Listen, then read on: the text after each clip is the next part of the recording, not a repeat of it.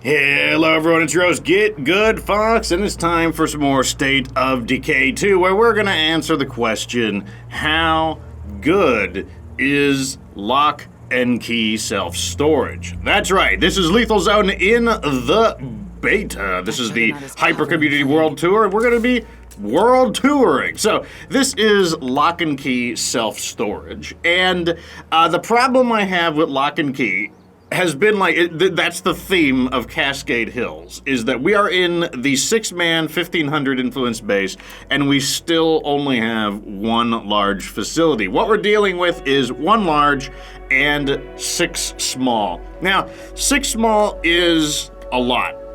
I'm not gonna lie, that is a lot. And with the secret distillery, you might even be able to argue that we have 7 small facilities, which is a lot once again. And what we're going to be doing in the meantime is I'm just going to hit some areas to loot. Like, I don't know, let's loot this roadblock. Something, hopefully something that doesn't use up a lot of, like, mental power so I can focus on the commentary. But, so we started in the I think it's Justino House. No large facilities. Then we went to the Bridge Fort, 1 large. Then we went to the church, 1 large. Then we went to the corner office, 1 large, and now we're at Lock and Key, 1 large. And that is just the problem. Basically, by the time I get to a base like this, I need more than 1 large facility.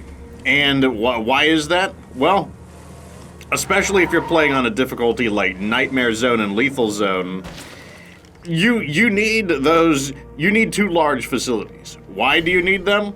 Well, before the trade depot nerf, you would want to go lounge and trade depot because that would solve the 2 most pressing problems for the mid-game experience.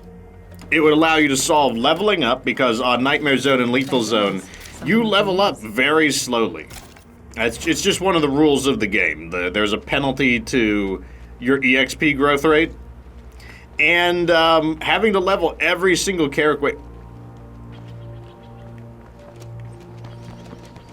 How am I missing it?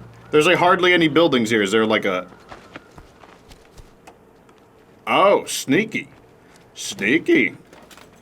And having to level up all of your characters, not only is it rather tedious, but it's also pretty dangerous, to be honest. Like, if you recruit a brand... Let's say you've built up your standing, right? And now you're getting triple ferals, you're getting lots of juggernauts, lots of ferals, like high density of zombies, just a lot of nastiness coming out.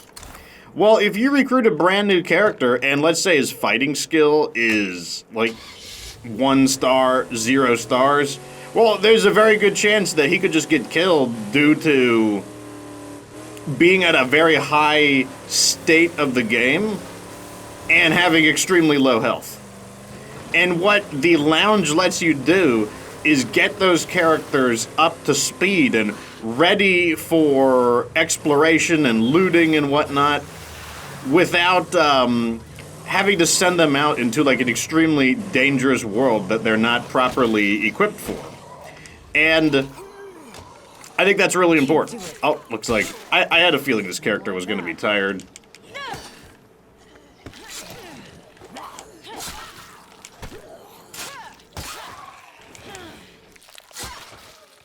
And that's what's so nice about the lounge. But it doesn't stop there. The lounge also is nice because it provides a humongous amount of morale, which is a problem in both the Nightmare Zone and the Lethal Zone.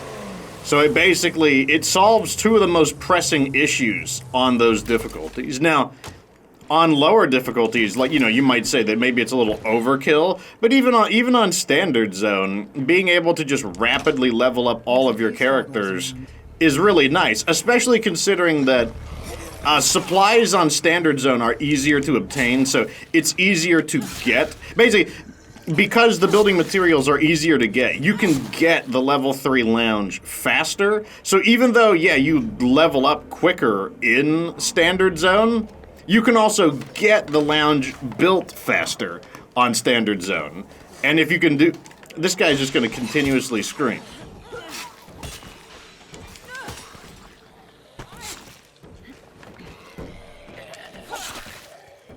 Anyways, the point is that you can basically build them very rapidly, and that means that it compensates.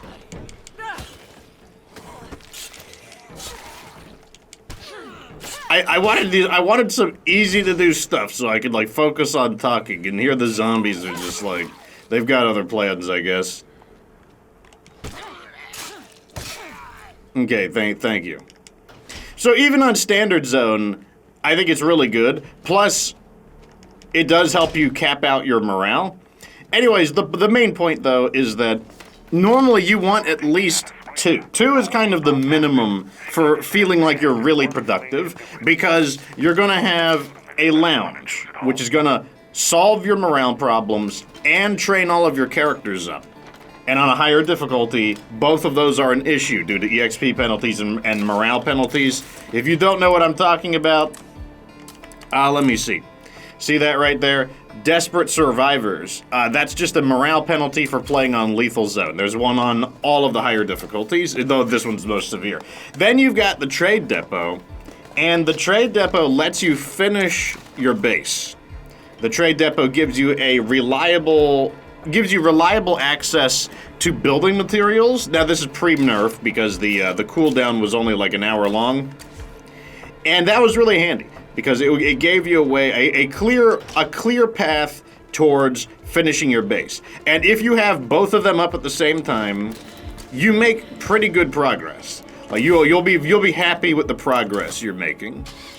And post nerf, what I've been doing is Trade Depot and Forge, because I want to build my base up, right? And so the Forge is another building that is capable of producing materials. And so eventually what I would do is remove the Forge and swap it out for a lounge.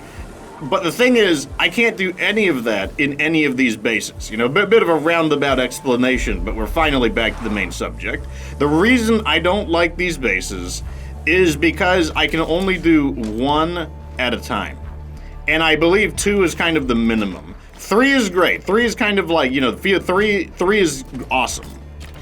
But you know, you don't always have access to 3. And so 2, I feel, is the minimum amount of large facilities that feels optimal for the mid-game. Okay, if you move into like a 4-man base and you've got 1 large facility, I think that's perfectly fine because it's a... Thank you. I think that's perfectly fine because it is it's a cheap base, easy to move into, and you only get 1 large facility. I think that's okay. But when you move into like a mid-game base, I think that's what you want. I think you want a minimum of 2. So once again, you can either do the lounge and Trade Depot combo, or you can do a Trade Depot and Forge combo, because that's what lets you progress towards the end game. Because in the middle of the game, what's going to hold you back the most? Probably 3 things.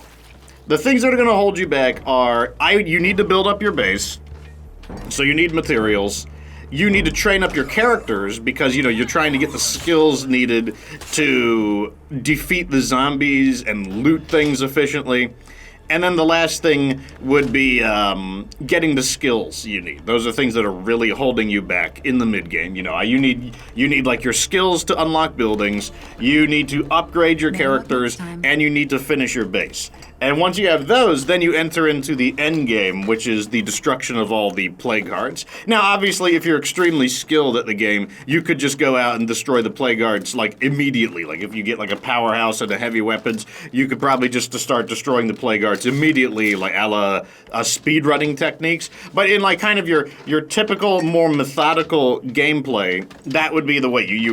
The stages of the game would be... You start out in the beginning, you do some looting, gathering some money, calling in your powerful items that let you push harder. You would move into a bigger base, and from the bigger base, you would begin accumulating materials and upgrading your characters so that you can progress into the end game. That would be I would consider that to be the typical way to play State of Decay 2. And none of these bases allow you have to pick and choose. So if you make a Trade Depot, Well, sure. It will give you some building materials. Now, less, due to the nerf. And like I said, we don't know if the nerf will stay. You know, Undead Labs has backed off of nerfs before. So once again, you can voice your opinion on the Undead Labs support website. But as it stands, with the Trade Depot nerf, you would want both the Trade Depot and the Forge. But you can't do that with this space. And that's one of the big problems with it. But let's talk about another problem with Loch and Keogh. Now, I know there's other issues, like, you know, like there's some people aren't happy with the location and whatnot. On Lethal Zone, surprisingly, the location doesn't bother me as much, and the reason for that is because while it's true that gasoline is even more of a problem on Lethal Zone, the real problem is that, you know, the enemies are pretty dangerous. And you just need to make sure that you've got the power to get the job done. And so spending a little more gasoline for maybe a more inconvenient base that is, like, more powerful is typically going to be worth it. But Loch and Keogh's other issue is actually in the quantity of small facilities. Now, more facilities isn't necessarily a bad thing, but in a game where you gotta pick and choose, where you can't just have every single facility, the game tends to be balanced around the idea that, well, if you have a lot of large facilities, you're not gonna have as many small facilities, similar to the lumber mill. The lumber mill has 5 large, but only 3 small. Likewise, the container fort has 6 small, which is a lot, but only 2 large. So there is a give and take in the game. The problem here is that while, yeah, sure, 6 small facilities it's a lot of facilities. You could do plenty with it. The problem is that there's only so many good small facilities. That's the first issue. Oh, of course he moves. I can't believe I just hit him twice. Like, I just don't get why sometimes you hit juggernauts and sometimes you don't. I just don't get it. Yeah, so that time we didn't get him. Oh my god, I gotta blow my nose so hard. Oh man, allergies are getting to me. Anyways, so you get 6 large facilities. Here's the issue. What are the good large, or what are the good small facilities? So first off, you've got your infirmary. Let's go in order. Order of importance. First, you've got your infirmary. You would definitely want that because, you know, your characters are going to get injured, especially on a higher difficulty. And okay, good, we squished them. And so yeah, I always build an infirmary first. Now on Lethal Zone, what is the next facility I build? You might say, isn't it a workshop? No, actually. I don't actually build the workshop next. I build a fighting gym. Now, why do I want a fighting gym? Because it gives me more health. On Lethal Zone, you know, enemies do a good amount of damage. And the gym gives you a little more room for error if you make a mistake and you get hit by the zombies. So I go for the gym next. What comes next? The workshop. That's going to allow me to doctor up my car. And yeah, even in Checkpoint Delta, where I only get 2 small facilities, I do skip the workshop temporarily, and I go into infirmary gym. So then I would do workshop, because, you know, yeah, you obviously want to be able to repair your car. And also it does give you 1 building material per day, which, you know, it helps. The next ones, now we're up to the 4th small facility, would be the shooting range. Oh, there's more of them. Oh, that one got shadow realmed. No, you don't. No, you don't. So why the shooting range? The shooting range gives you a stamina buff, and there's not a whole lot of stamina buffs in the game, and not one that doesn't come from the feast. And remember, the feast requires you to spend food, and food is, you know, unless you have like a way to compensate for your food losses, you wouldn't really want to spend food, especially on Lethal Zone where you're losing like 2 food per character. And so the shooting range gives you 20 stamina, as well as some extra EXP to initially fighting, but also potentially wits. And once again, that feeds into the lounge, because when the lounge provides EXP to shooting and wits, it does take the extra EXP into consideration, the EXP bonuses. So then you got your shooting range. Now, what is the final one, the fifth one? The fifth one would be the still. And that's because the still gives you a way to use excess food. If you have a way to neutralize your food losses, then... Wait, is it up? Okay, it's on the roof. That's where it is. It gives you a way, because like eventually you're going to get to the point where if you are managing your base well, you'll have more food than you need. And so anytime you have a resource, a rucksack resource that is becoming, like excessive, you want a way to process it. Now, some of them are easier to process than others. Like if you have ammo, well, you can make bullets. And if not bullets, then you can make explosives. Like, you're always going to need more bullets. You're going to need more grenades. I'm just going to jump off this ledge. I'm not going to get the attention of that guy. A little bit of damage, but not that big a deal. Like, for example, if I get a rucksack of ammo, I could just make some bouncing Boruses. Doesn't hurt to have a few more. And another thing I could do is make more pyro launcher ammo. Doesn't hurt to have some more. And what you could do... Did he just Shadow Realm himself? I think he did. I didn't even do anything and he Shadow Realmed himself. Okay, so I don't think we can play... do we have encouragement? No, we don't have words of encouragement. I thought maybe we could continue playing as this character, but that's not the case. The reason I want to play as her is because she's got backpacking, and I don't think we have anyone else that has backpacking. But anyway, so every resource except food has a convenient use for, like, elimination. And so the way you ensure that...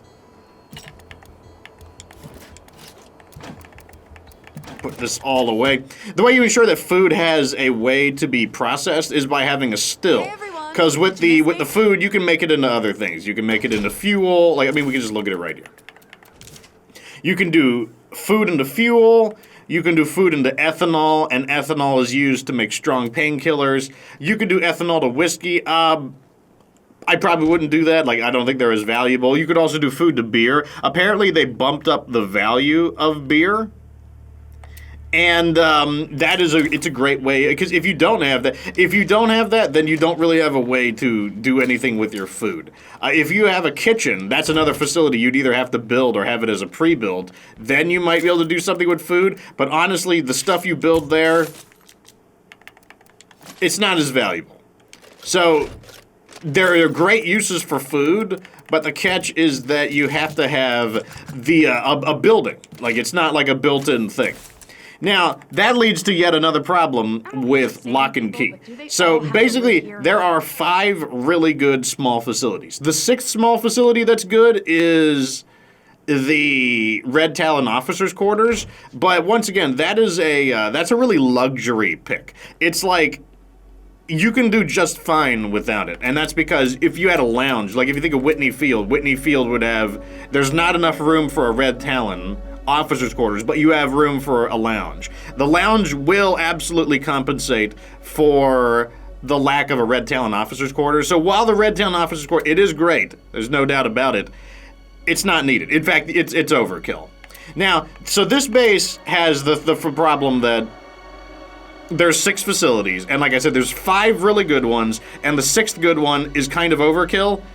But it comes with a built-in distillery. So it does kind of have a 7th facility. And I'm just like, well, what are you going to put in? What are you going to put in? Let's just deconstruct this and look through the list. What would we put in that would actually be a relevant small facility?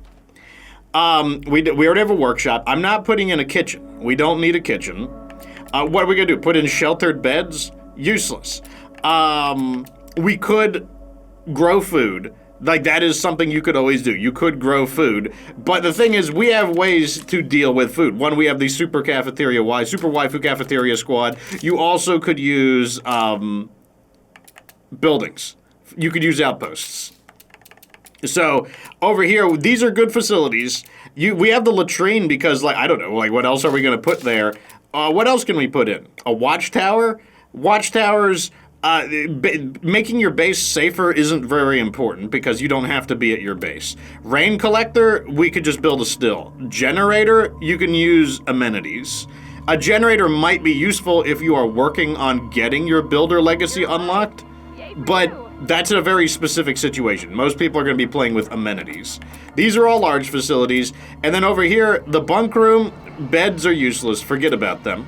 That's a workshop, that's a watchtower, and then you've got this, the officer's quarters. So the facilities that maybe we could do something with include an officer's quarters. Maybe in some cases we would use a generator. And the garden. The garden is probably the most relevant thing we could build here.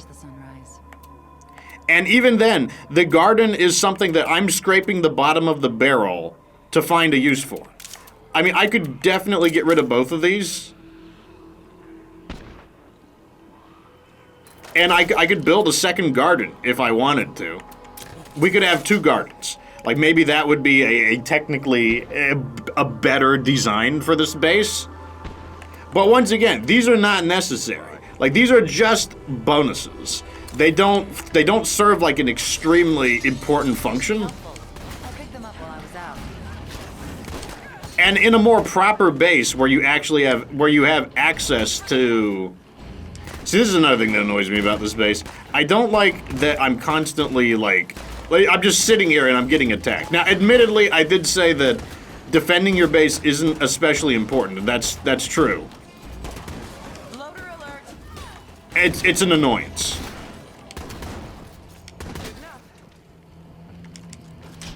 Okay, are we clear?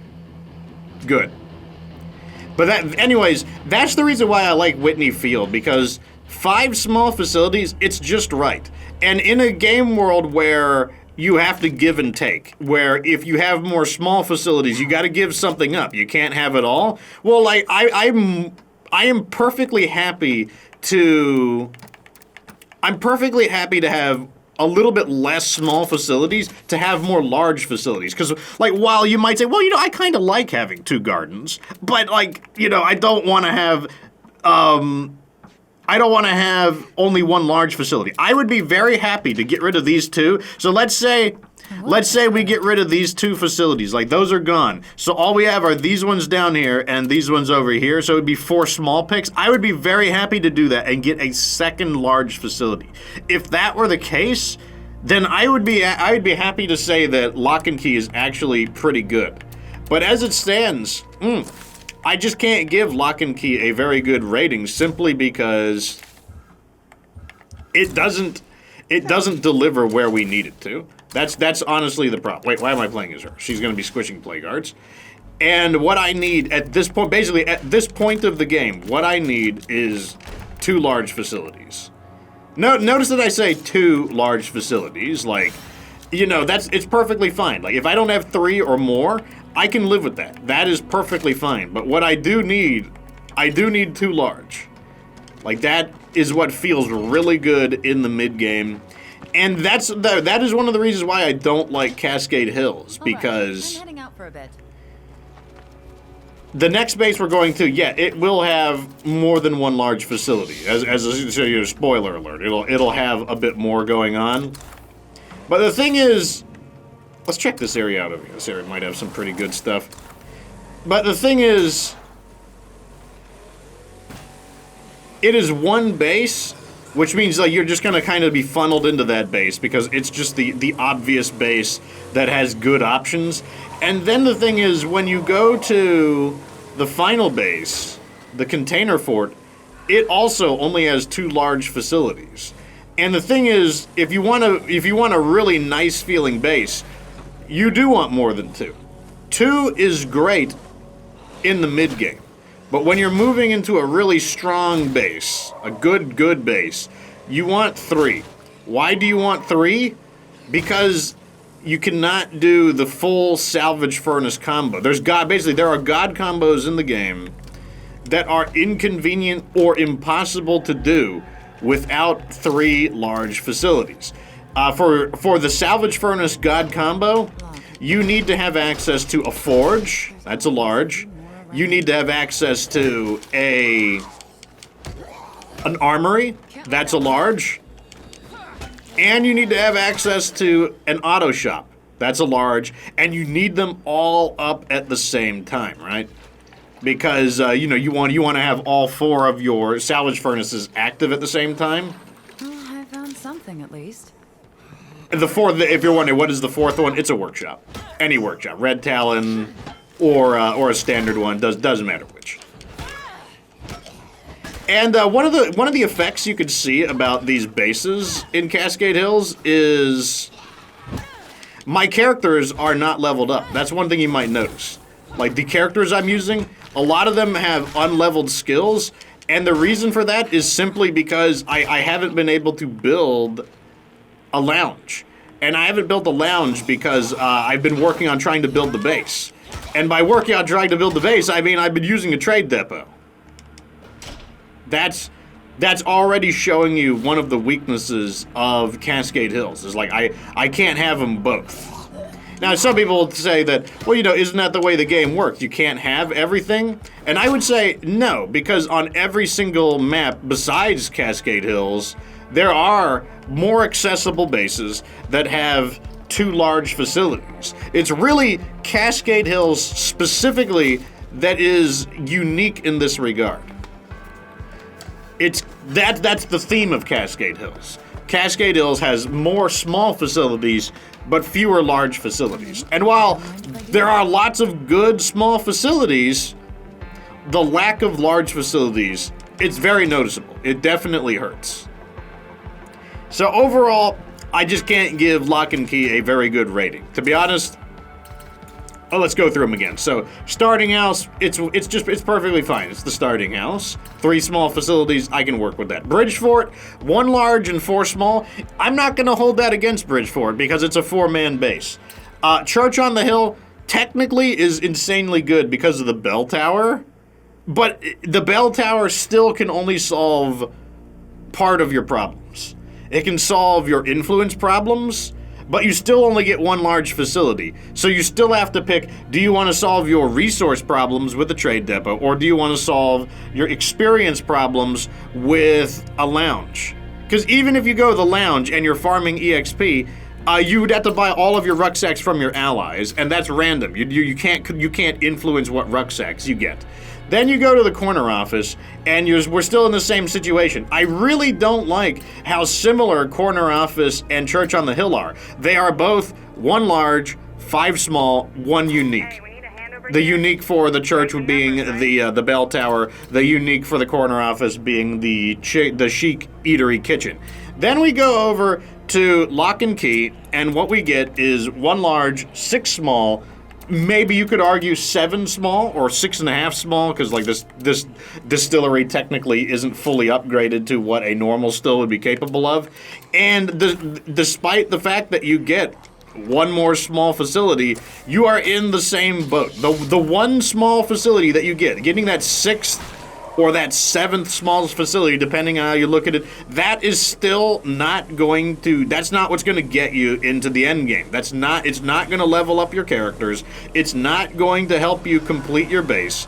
It's not going to make a big power move that gets you closer towards a big part of the game, like that gets you into the end game. And that's a problem. Like, I just cannot give a base a good rating that is not... I cannot give a mid-game base a good rating that is not helping you get into the end game in a relevant way. And while, yes, the small facility options are fun, they're useful, the lack of large facilities is not fun. And that is why I just do not like Cascade Hills. And so someone might ask, what would I rather do? Live in Cascade Hills or live in Drucker County? Honestly, I'd rather live in Drucker County, believe it or not. Even though I don't like the driving in Drucker County, I will take the driving for better bases. Because at least with Drucker County, I know that there are plenty of bases with There are bases that have multiple facilities, and I know that the final base in the region has 3 large. So, like, I know that I'm going to be getting these super, super strong combos, like those badass combos that are just like, oh, it feels so good when you execute them. Like when you go from like, you know, like right now we've got like 175 parts, and then you do the times 4 salvage furnace combo because you have the 3 large facilities, and then bam, you're up to like 20,000 parts. That just feels absolutely amazing. And you're never going to do that in Cascade Hills. Like it's not even an option. Even if you want to do that combo, you just don't have the option because there is no base in Cascade Hills that allows you to do that. And I think that is both the problem with Cascade Hills and it's the problem with Loch and Key. Overall, yes, Loch and Key has some cool things going for it. 55 storage. It's nice. Once again, not necessary. It has a ton of small facilities. It's kind of cool to have a bunch of small facilities, but all it tells me is that we need just bigger bases in general so that it can feel cool to have small facilities and it can feel cool to have a bunch of large facilities. And they could find another way to balance the game. They could find a way where the more facilities you build, the more upkeep you get. That's how they could make it harder to have a whole ton of small facilities and large facilities. I think that would make the game so much more fun because having to pick and choose, that can be fun, but in the case of State of Decay 2, I don't think it's fun. I think it is actually boring to have to narrow things down because like we just walked through all of the small facilities. Most of them are not worth using. But what if I could have an unlimited amount of facilities? Maybe I would build beds. Maybe I would build beds if I could have unlimited facilities. But if I can't have an unlimited facility, I'll just never build beds because beds suck. You should never build beds. And you should never see beds as like much more than like a very small side bonus because they're just not good. Anyways, that's what I have to say about this base. Thank you for watching. Stay tuned. We'll be moving into the next. We'll have to probably clear a path to it, but we'll be moving into the next base more and more pretty soon. After we kick out the playgrounds. Anyways, let me know what you think down in the comment section. Like the video if it was entertaining. Subscribe for future State of Decay 2 content. And of course, remember that you don't have to be good to get good.